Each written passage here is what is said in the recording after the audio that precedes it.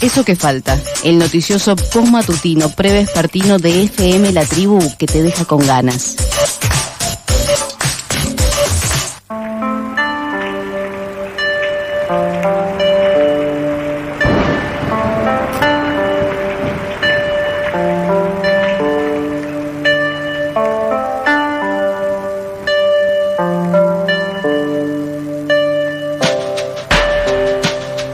Seguimos en el aire de Eso que falta y ya está aquí nuestro politólogo favorito, el señor Nicolás Trinidad, con quien hoy vamos a seguir hablando de Gaza. Bienvenido, Nico, ¿cómo estás? ¿Qué tal, Mae? Buenos días, oyente. Sí, vamos a continuar un poco el tema de Gaza porque recuerdo que la última vez que estuvimos hablamos de la flotilla Sumud que había llegado o estuvo a punto de llegar. Sí, el plan de paz que propuso Trump. Que estaba todo en papeles, sí. Y bueno, finalmente a fines de septiembre Donald Trump presentó el plan de paz para Gaza, que estaba compuesto por 20 puntos, y el proyecto fue aceptado por Benjamín Netanyahu, y ambos líderes ejercieron presión sobre Hamás para poder acordar a un alto el fuego. Entonces, finalmente el 9 de octubre se firmó el cese de hostilidades entre las dos partes, bajo la garantía de Egipto, Qatar y Estados Unidos. Y el acuerdo, bueno, contempla puntos esenciales, que esto lo habíamos hablado, muy resumido, era un alto al fuego, intercambio de rehenes con prisioneros, entrega de ayuda humanitaria, la reconstrucción de Gaza. Sin embargo, habría que hacernos la pregunta si estamos realmente ante un verdadero plan de paz o simplemente a un cese de hostilidades. Todo indica que es un cese de hostilidades, porque para que haya paz implica concesiones mutuas que no veo que sucedan en el corto plazo. Y de esto justamente es lo que vamos a hablar, ¿no? Los tres ejes del acuerdo, vamos a hablar bien de esto, que son 20 puntos, pero lo podemos resumir en tres grandes bloques, ¿no? El alto el fuego, ingreso de ayuda humanitaria, la desmilitarización de Gaza y la gobernanza y reconstrucción de Gaza. En cuanto a la ocupación, el texto señala que Israel no anexará ni ocupará el territorio de Gaza y que sus tropas se van a retirar una vez liberados los rehenes con vida y la entrega también de los cuerpos, ¿no? Esta primera fase ya está en marcha, ya hubo intercambio, pero no obstante la retirada solo llega hasta lo que se denomina la línea amarilla, que es más o menos la mitad de la franja de Gaza. O sea, la otra mitad todavía sigue en control y ocupación exactamente, de Israel. Y el acuerdo prevé una segunda retirada hacia una línea roja que aún no está definida, y que depende del despliegue de una fuerza internacional de estabilización que tampoco tiene un cronograma establecido para que ingrese. Es más, ni siquiera se sabe qué países podrían participar. Eso te iba a preguntar, ¿qué países por lo menos se sabe? No, tampoco. Nada, se sabe que pueden ser aliados occidentales, aliados árabes, pero nadie quiere comprometer tropas en esa zona. Es más, creo que Alemania y Francia dijeron que podrían llegar a financiar, pero no van a enviar tropas. Los árabes solamente lo harían si tienen ciertas garantías de los palestinos o cierta participación de los palestinos. Entonces está como todo es todo muy oscuro, muy gris. Sí, muy agarrado con pinzas. Exactamente. Entonces la ocupación continúa, pero bajo otro nombre. Además se proyecta que haya una zona de seguridad entre Israel y Gaza más profunda que la anterior. O sea, Israel cada vez que termina un conflicto crea lo que ellos denominan un colchón de amortiguación. O sea, ocupan parte del territorio del país que están ocupando. Que se transforma, digamos, en ese colchón de amortiguación a donde ellos tienen control de esa zona.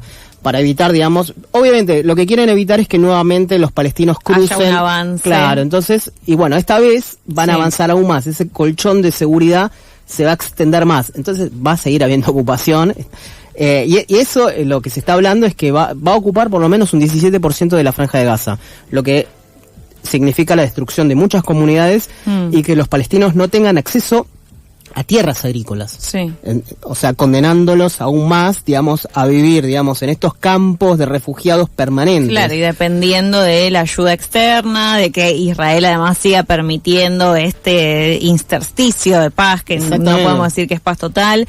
También me parece que hablar de paz sería hablar de una guerra, y ahí también hay otro punto, ¿no? Como dentro de este debate de, bueno, esto es una guerra efectivamente, no, digo que es como parte de los debates que se están dando, y que, bueno, en realidad es esto que también hablamos en la otra columna, ¿no? La autodeterminación de Palestina parece que nunca cuenta, ¿no? Bueno. Y que es esto también que decíamos, ¿no? De otros países intentando interceder para ver la gobernanza, que es otro de los puntos que vamos a hablar en breve. Pero bueno, ¿y la gobernanza que pretenden los palestinos de sí mismos? Claro, sí, la autonomía del pueblo palestino. A ver, es muy difícil hablar de Gaza, porque creo que en Gaza sucedieron muchas cosas. O sea, después del 7 de octubre, obviamente el derecho internacional asiste a Israel a defenderse, claro está. El tema es cuáles son los límites, o sea, porque vos tenés una parte donde podés defenderte, después ya tenés crímenes de guerra que no están contemplados, y después ya tenés lo que se denomina los genocidios o las limpiezas étnicas, que es más o menos lo que sucedió en el último año en Gaza, ¿no? De que fue totalmente predeterminado por Israel de que no entre ayuda humanitaria ni alimento, y también destruir toda la infraestructura civil de Gaza para hacerla inhabitable.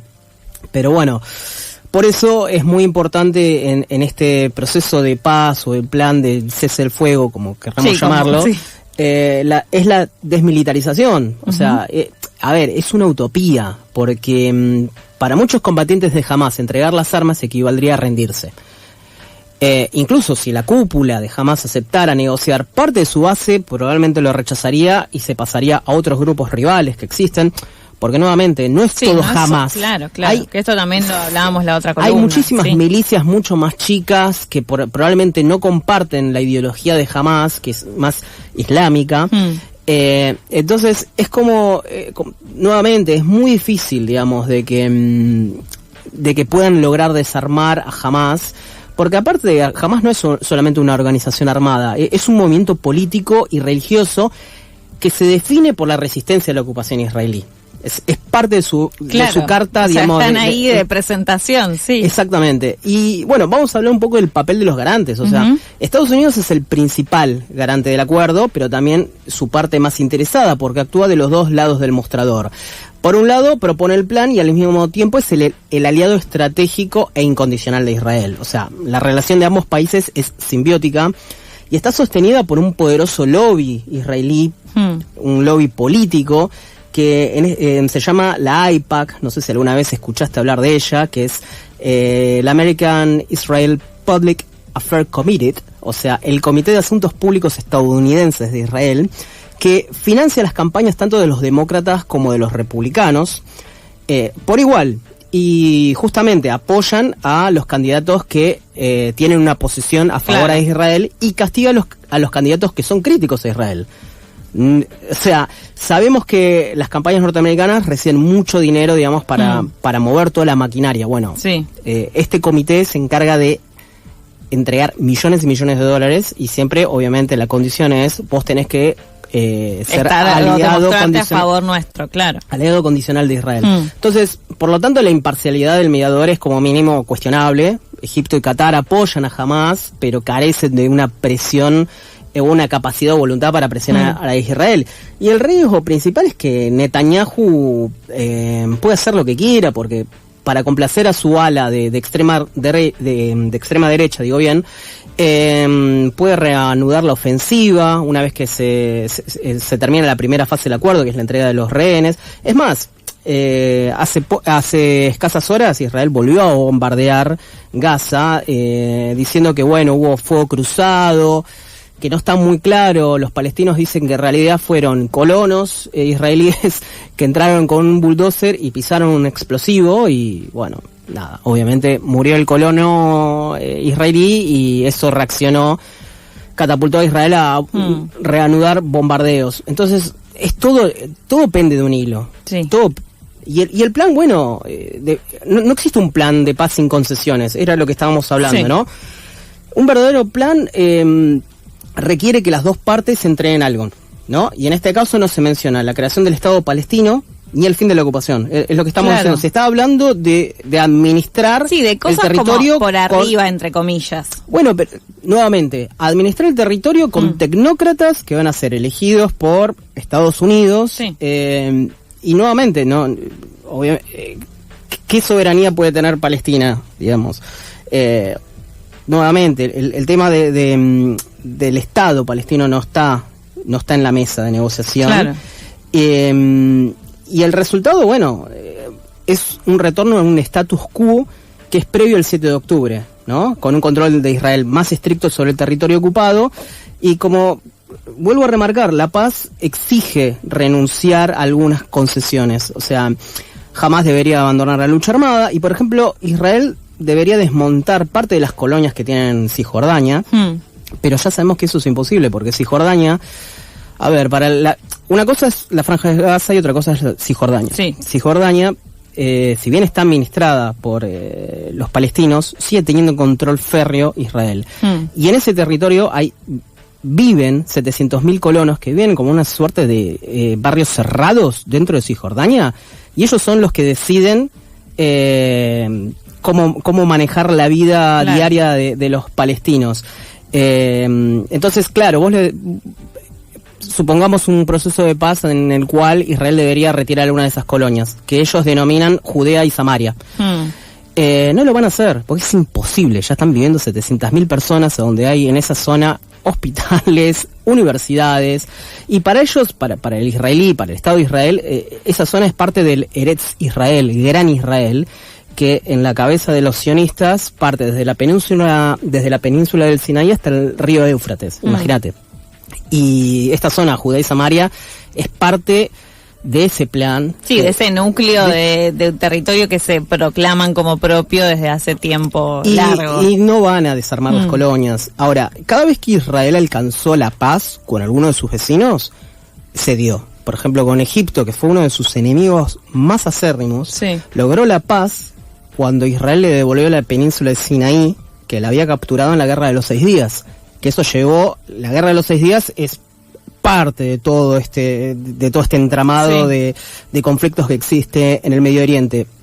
Una vez que entregó la península de Sinaí, Egipto e Israel hicieron la paz, y Egipto reconoce al Estado de Israel. Por eso te digo, siempre que Israel logró la paz con uno de sus vecinos, tuvo que ceder. Claro. Este caso no va a pasar. No se ve un atisbo de que eso suceda.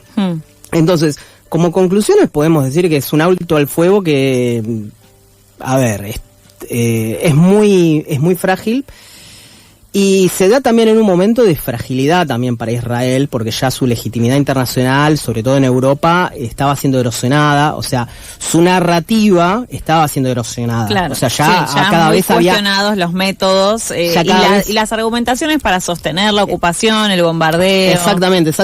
Ya su narrativa ya se estaba rompiendo, le resultaba difícil sostenerla. Y después el ataque que hicieron a Qatar para intentar matar a los negociadores de Hamas, eso fue como que cruzaron una línea roja, porque Qatar es uno también de los máximos aliados de Estados Unidos en el Medio Oriente, es a donde está una de las bases militares más importantes de Estados Unidos, y fue en un momento que hasta Trump dijo, me parece ya se les está yendo la mano. Claro. Entonces tiró el plan, digamos, de paz por la cabeza y le dijo a Netanyahu, le metió presión, esto lo tenés que firmar, porque Washington también está interesado en cerrar el conflicto del Medio Oriente, cerrar Ucrania, porque quiere concentrarse en el Indo-Pacífico, en contener a China. Estados Unidos está gastando muchísimos recursos, tanto en Ucrania como en Israel, y necesitan esos recursos. Y un poco adentro de Estados Unidos se está pudriendo el rancho también en términos sociales. Sí, bueno, ni hablar, o sea, hace unos días tuvimos... además hablando del jabo por medio, bueno, ¿no? Sí, y más allá de eso, que el fin de semana tuvimos 6 millones de personas en grandes ciudades haciendo manifestaciones en contra de Trump. Incluido, levantamos corazones, Pedro Pascal. Pedro Pascal estuvo, sí. Te mandé el reel. Lo sé. Bueno, por eso, ya llega un momento donde todo era insostenible. Es más, dentro del mismo gobierno israelí, ¿no? Tenés una interna entre el ejército y la ultraderecha que chocan por el futuro de Gaza, porque unos quieren ocuparla, que son los ultraderechistas, y otros en el ejército recuerdan el costo humano y político que fue la ocupación del Líbano. Y también, Hamás también llegó a un punto muerto con su estrategia de resistencia permanente, su plan de resistir a la Argelina, ¿no? Que recordemos brevemente, la resistencia argelina era presión, presión, presión, y después lograr la expulsión de Francia, y ellos piensan que va a suceder lo mismo con Israel, que los israelíes, que en su mayoría son de origen europeo, van a volver a Europa, y eso no va a suceder. Porque ya hace 80 años que hay generaciones y generaciones que están establecidas en Israel. Claro. Y los israelíes quieren que los palestinos se vayan de la Franja de Gaza, se vayan a Egipto, a Jordania, a cualquier lado, y eso tampoco va a pasar. No. Porque los palestinos tienen resiliencia, o sea, no se van a ir. Entonces estás en este impasse que es imposible, digamos, de resolverlo nuevamente sin conceder algo. Está difícil. Básicamente, ese es el resumen que podemos hacer en este momento de la columna internacional a cargo del señor Nicolás Trinidad. Nos encontramos en 15 días. Exactamente, a ver, vamos a ver ¿Con qué venimos? ¿Qué le va a llenar?